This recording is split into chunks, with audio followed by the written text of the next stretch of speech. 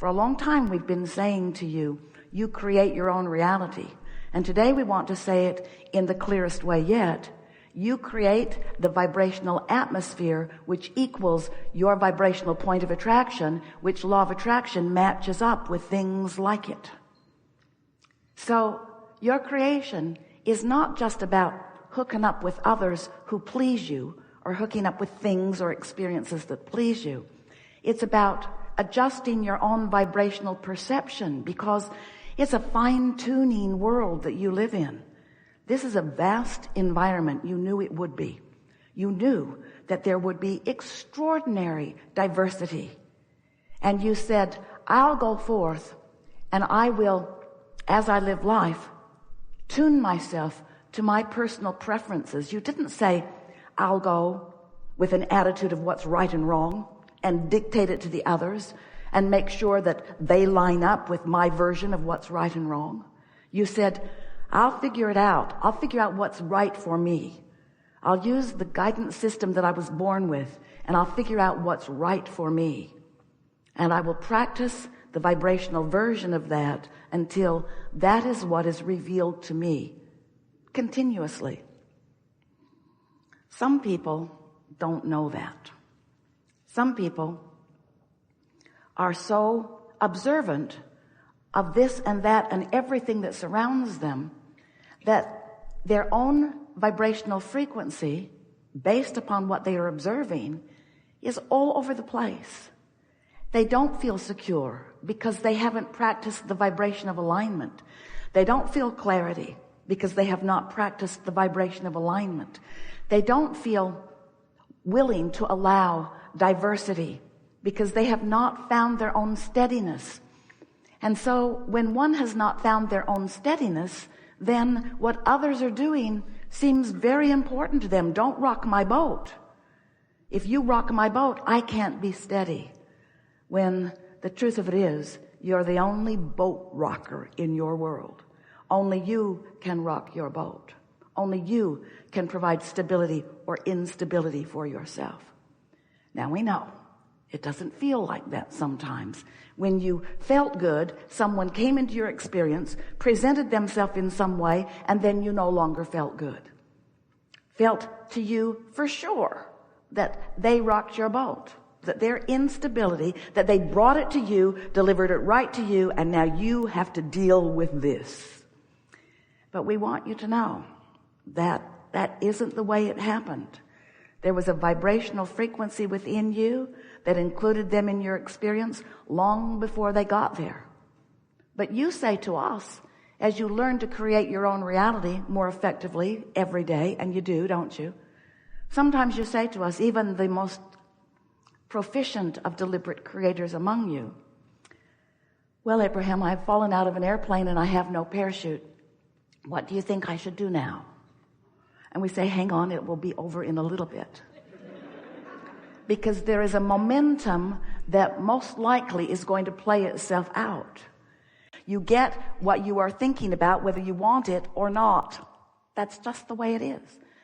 So what you've practiced to be your vibrational countenance relative to money, relative to relationships, relative to home or business or life, relative to every subject in the world, what you've practiced yourself into thought about equals your vibrational environment, and then the universe, the world, the people around you, the circumstances and events, they can only show you what you've created. So everything that comes to you isn't about what anybody else is doing.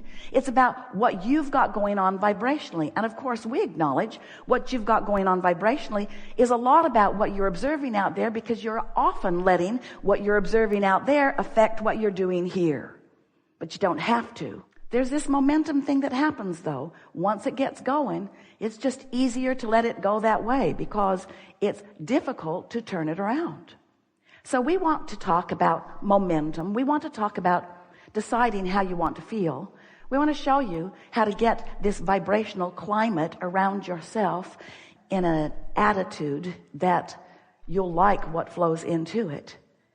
Because when you're in this vibrational place that is in sync with who you really are, your emotions raise from pure satisfaction to true passion and enthusiasm for life.